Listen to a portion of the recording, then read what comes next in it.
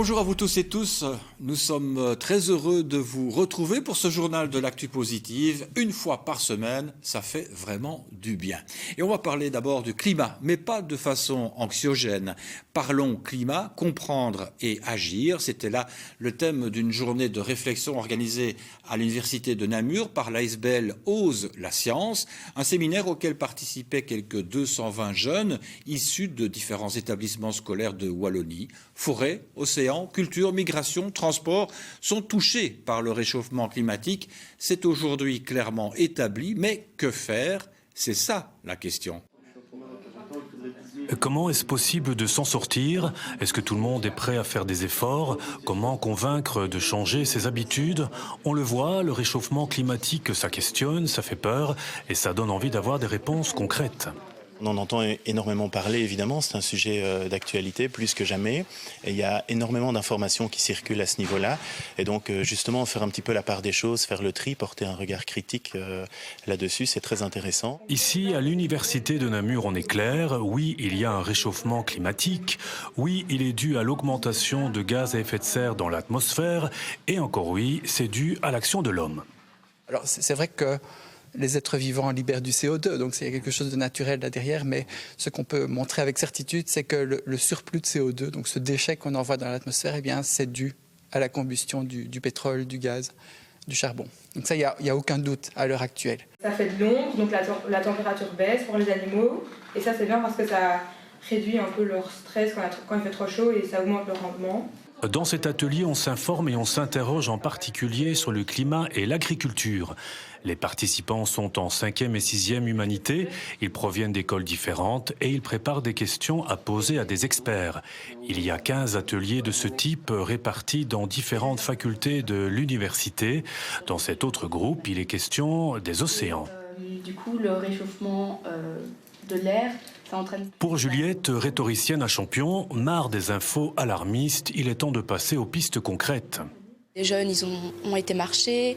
De plus en plus, on voit par exemple qu'on ramène une gourde à l'école. Il y a eu plus de jeunes qui ont pris les transports en commun. Mais clairement, il n'y a pas que nous qui allons agir en tant que petites personnes.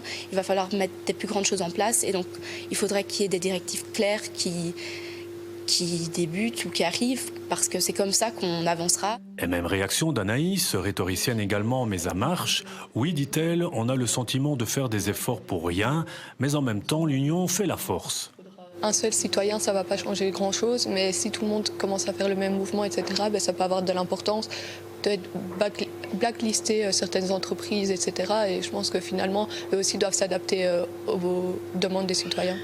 Le réchauffement climatique abordé ici sous l'œil scientifique, cela fait du bien de recevoir des infos objectives, mais pour ces jeunes, cela n'empêche pas de s'inquiéter à propos des solutions à apporter maintenant, alors que l'on dit qu'il est déjà trop tard.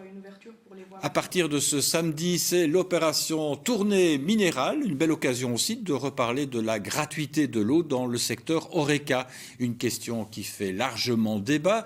Le gouvernement wallon souhaite instaurer cette habitude, comme c'est déjà le cas en France, mais cette intention est contestée par les professionnels du milieu. D'un côté, la carafe d'eau à table est bénéfique pour les consommateurs. Par contre, servir de l'eau gratuitement engage aussi des coûts importants pour les restaurateurs. C'est la goutte d'eau de trop. 500 établissements répartis dans toute la Belgique offrent de l'eau gratuite. Ce n'est donc pas le cas partout. L'eau en bouteille coûte cher, comptez en moyenne 5 € pour 1 litre, un prix qui peut freiner les clients à la consommation. Pour beaucoup d'entre eux, la gratuité est donc une évidence. Enfin, l'eau devrait être gratuite pour tout le monde. L'eau des toilettes, c'est de l'eau potable et on ne la paye pas, donc on devrait pouvoir avoir de l'eau gratuite à table. Et je sais que nous, on hésite à prendre de l'eau en bouteille parce qu'on trouve ça très très cher bien souvent. Et donc s'il y avait de l'eau gratuite à table, on en boirait plus souvent. Contrairement aux idées reçues, la carafe d'eau représente un coût pour les restaurateurs. L'eau n'est en aucun cas gratuite pour eux puisque la servir engage des investissements en temps et en argent. À l'échelle d'une année, une facture d'eau, ça coûte quand même un peu cher, comme chez vous dans vos ménages.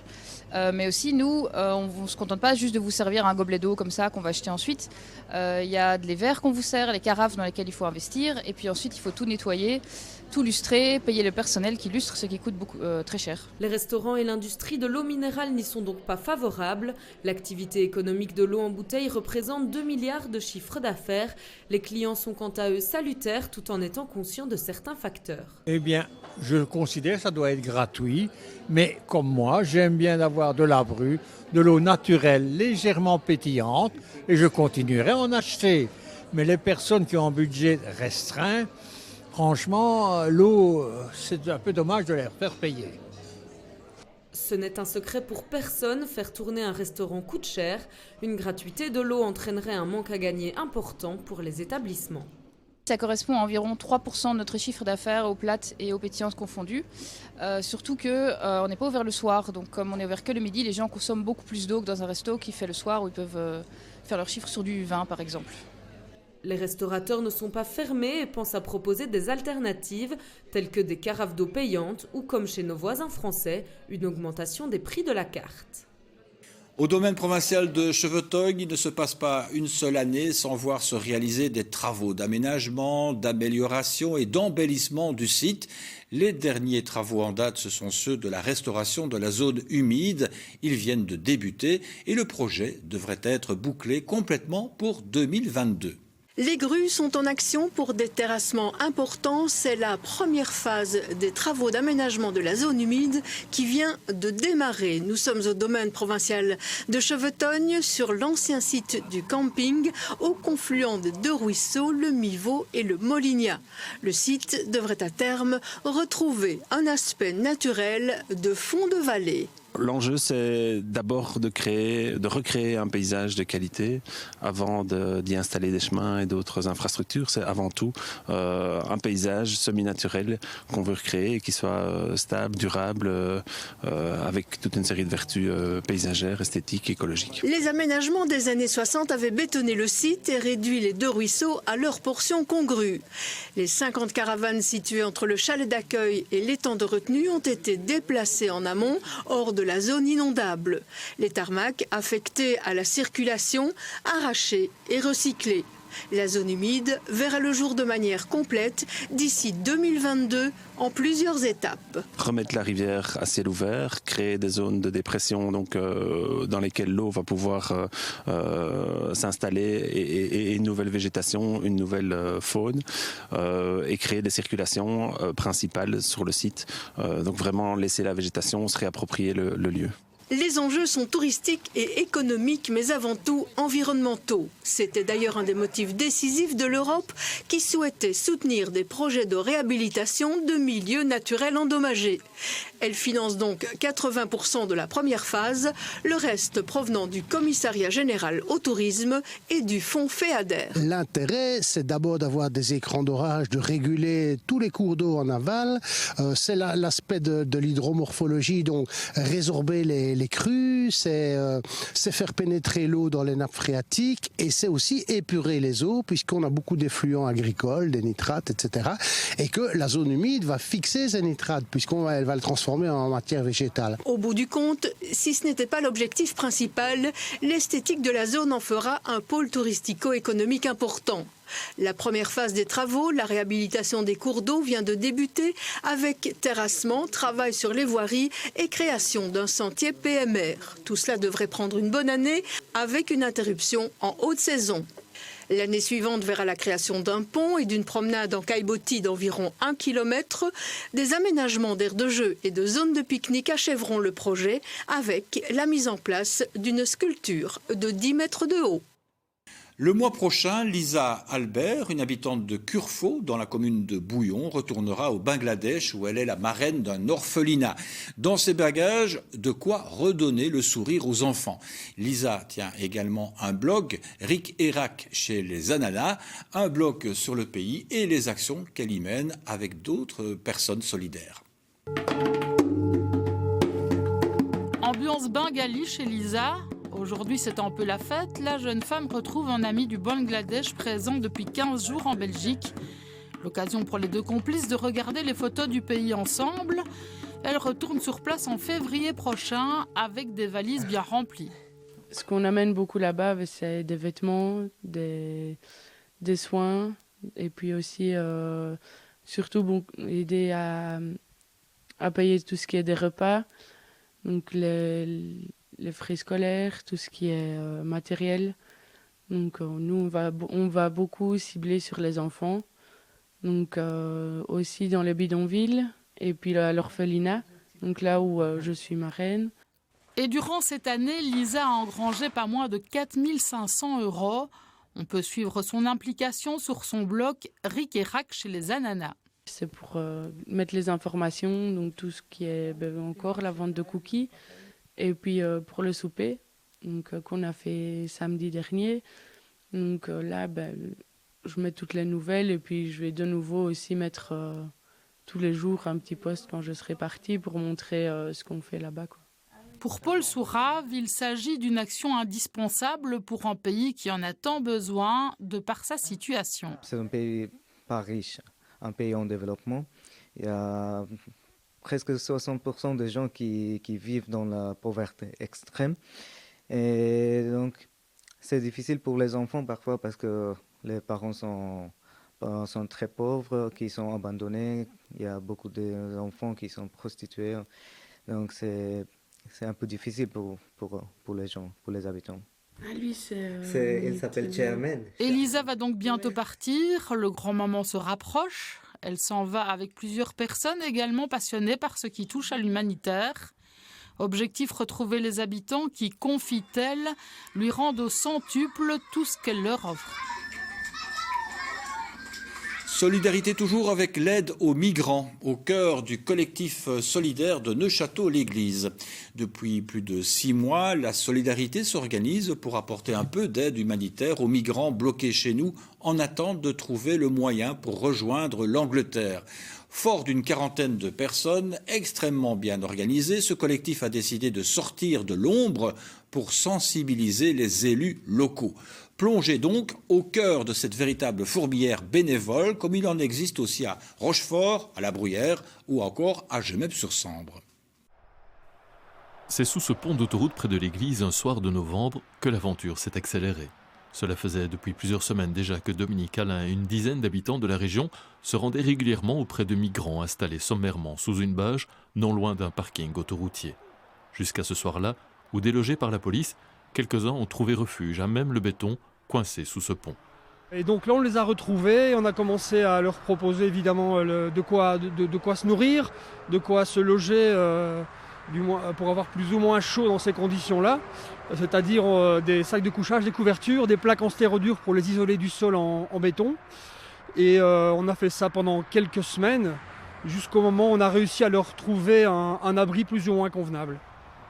Petit à petit, de bouche à oreille, de SMS en groupe de messagerie, la chaîne de solidarité s'est agrandie et les dons ont afflué. Nous sommes ici dans un local mis à disposition du collectif. Ici, on récupère et trie blousons, pulls, t-shirts, gants, bonnets, chaussettes, chaussures, sacs de couchage ou couvertures. Tu peux noter 22 t-shirts à manches courtes. Hommes, oui. Par taille, par genre, tout est répertorié. La gestion des stocks est étonnante.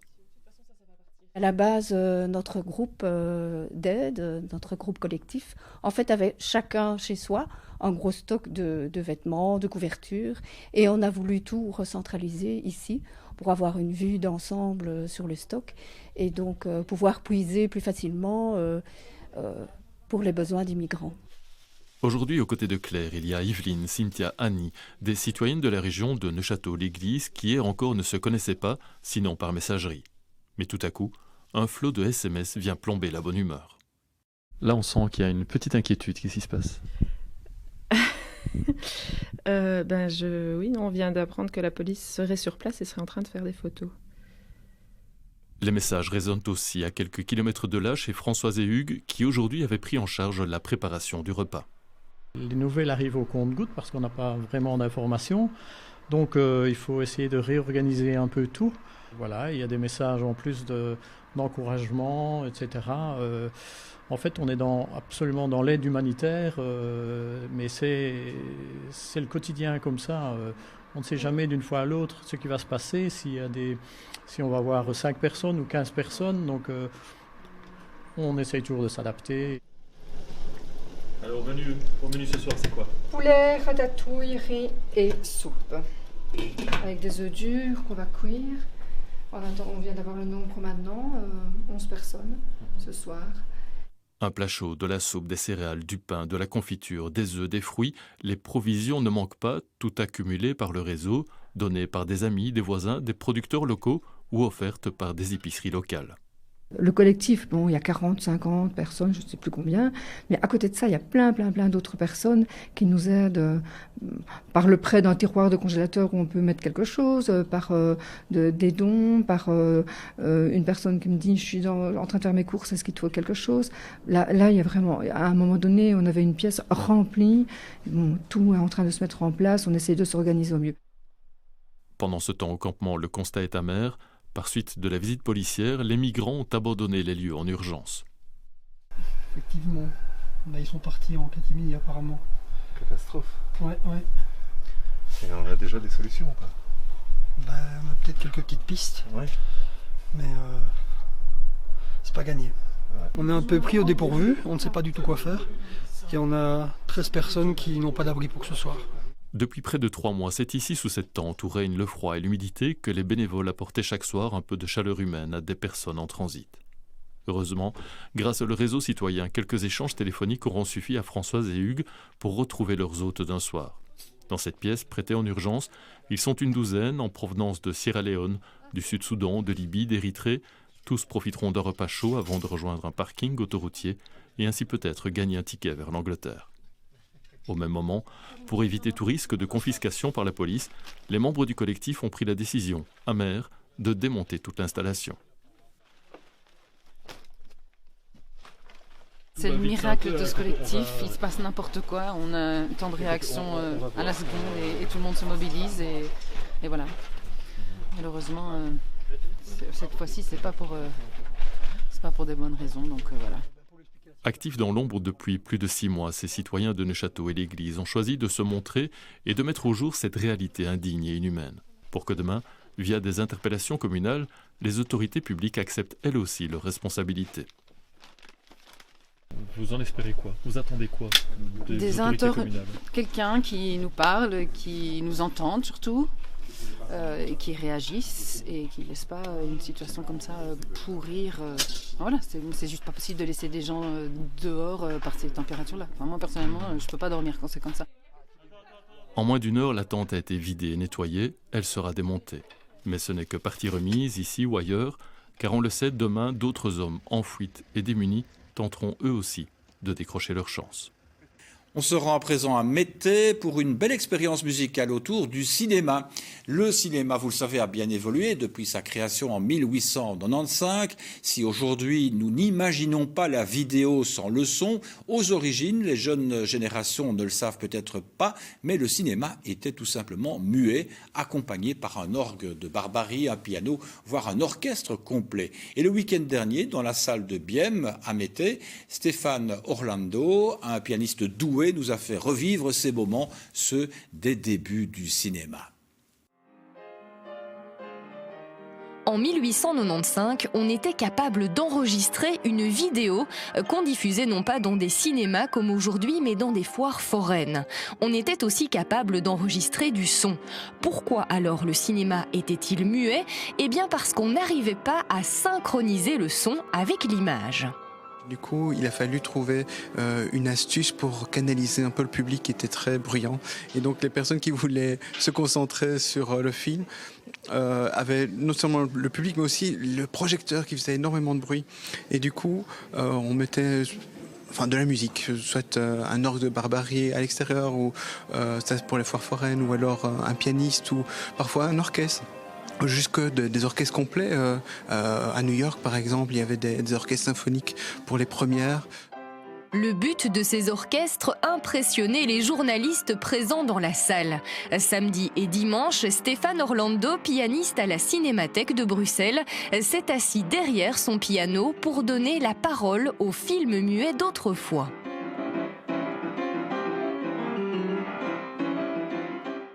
Alors, c'était comment? Est-ce que ça t'a plu? Oui, parce que j'aime bien entendre le piano avec le film. Tu trouves que c'est comment? Ça change du cinéma d'aujourd'hui? Oui, beaucoup, parce qu'on n'entend pas, il n'y a pas de parole. Est-ce que tu t'imaginais qu'un jour ça avait été comme ça? Pas du tout. Oui, mais moi je vais quasiment pas au cinéma actuel. J'ai l'habitude de regarder les vieux films et tout, je préfère. Qu'est-ce que vous aimez bien justement là-dedans? Je trouve qu'il y a plus de poésie. Ce spectacle mis sur pied par la commune de Mettey et la SBL Bardaf a ouvert la saison culturelle 2020 à la salle de Bième, une salle entièrement rénovée en 2018. Voilà la suite du programme. Alors en février, on va avoir une pièce de théâtre en wallon. En mars, c'est encore en discussion, mais on est susceptible de diffuser un dessin animé. Au mois d'avril, ça va être la troupe de théâtre locale, les amateurs biémois qui vont faire leur spectacle. Ils font un spectacle chaque année et ils peuvent le jouer ici. En juin, on va avoir la fête de la musique et également l'école de musique qui va venir faire son spectacle. Vous souhaitez être tenu au courant de ces événements? Rendez-vous sur le site internet de la commune de Mettey, www.mettey.be. C'est une véritable expérience gustative que Sophie Muls veut faire vivre à ses clients. En installant sa chocolaterie à Perouet en novembre dernier, cette passionnée s'est lancé le défi d'associer le chocolat avec des ingrédients particuliers, des mélanges peu courants, surprenants parfois, mais que la clientèle apprécie énormément. Dans cette chocolaterie artisanale, aux côtés des classiques Manon et Praliné, des chocolats aux épices et aux légumes, des saveurs qui peuvent surprendre, comme celle à l'olive noire et la pêche blanche. La pêche vient vraiment atténuer le côté un petit peu violent, j'ai envie de dire, de l'olive noire, qui apporte aussi une petite touche salée à la praline. La deuxième que j'ai faite, ça a été celle au chou-fleur. Alors là, c'était vraiment un peu un défi personnel que d'arriver à mettre du chou-fleur dans une praline. Et donc là, j'ai cherché un ingrédient avec lequel l'associer. Et via en fait, les sites de food pairing, c'est la figue qui s'est imposée comme bon aliment avec lequel l'associer. Bio-ingénieure de formation, Sophie Muls a suivi 2 ans au cours du soir pour devenir chocolatière. C'est le besoin de créativité et la recherche de travail manuel qui l'ont poussée à cette reconversion. Pour confectionner ses pralines, cette Wallinoise s'inspire de son environnement quotidien et des associations de saveurs qu'elle y rencontre, des goûts en constante évolution et toujours plus surprenants. Par exemple, ici, je travaille sur une praline au brie et à l'abricot avec du romarin, parce que typiquement, manger une pointe de brie avec de l'abricot sec, c'est quelque chose qui est super bon. Et donc, je me suis dit, c'est ce genre d'association qui doit bien fonctionner dans une praline aussi. Même si ce n'est pas son cheval de bataille, Sophie travaille avec des producteurs locaux. Parmi sa gamme de chocolats, l'un est à la bière Valduc et l'autre au safran qui provient de Torrambay-Saint-Tron. Le partenariat il s'est mis en place, en tout cas pour la bière Valduc, parce que j'avais des contraintes techniques aussi où j'ai eu besoin de leur aide, ne fût-ce que pour pasteuriser en fait la bière de manière à pas redéclencher une fermentation. Donc là, on a quand même pas mal discuté pour trouver la meilleure façon de le faire. Et puis aussi pour trouver la bonne bière en fait pour marier avec le chocolat. Le safran, ça a plutôt été en fait par bouche à oreille. J'ai entendu parler d'une production de safran dans le coin. J'ai trouvé le safran, je me suis dit je me lance, je vais essayer et ça s'est fait un petit peu tout seul. Mais ça c'est pareil, c'est un petit peu quelque part être attentif à ce qui se passe dans la région. Outre l'aspect innovant et artisanal de ces recettes, Sophie propose avant tout une expérience gustative à ses clients. Quand les clients dégustent ce genre de praline, ils se prêtent au jeu aussi, d'essayer de rechercher ce qu'il y a dedans. Parfois, ils ne le retrouvent pas, mais si l'ensemble fonctionne bien, malgré tout, la praline va être appréciée. Et donc ça, c'est super chouette de voir que vraiment les clients jouent le jeu et essayent en fait. Ils tentent l'aventure. Ici, la créativité ne manque pas. La chocolaterie est ouverte pour 7 mois. Les saveurs et les formes des chocolats varient en fonction des saisons et des événements annuels. Prochaine étape, la Saint-Valentin. Une odeur de chocolat embaumera donc encore pour quelques mois l'atelier de Sophie. Et voilà qui nous donne tout simplement l'eau à la bouche. Mais avant d'aller vite déguster ces préparations, on prend la peine de vous saluer. Merci de nous avoir suivis une fois de plus. Et je vous le rappelle, samedi en plus, c'est toujours sur la même chaîne, même jour et même heure. Prenez bien soin de vous et à la semaine prochaine. Au revoir.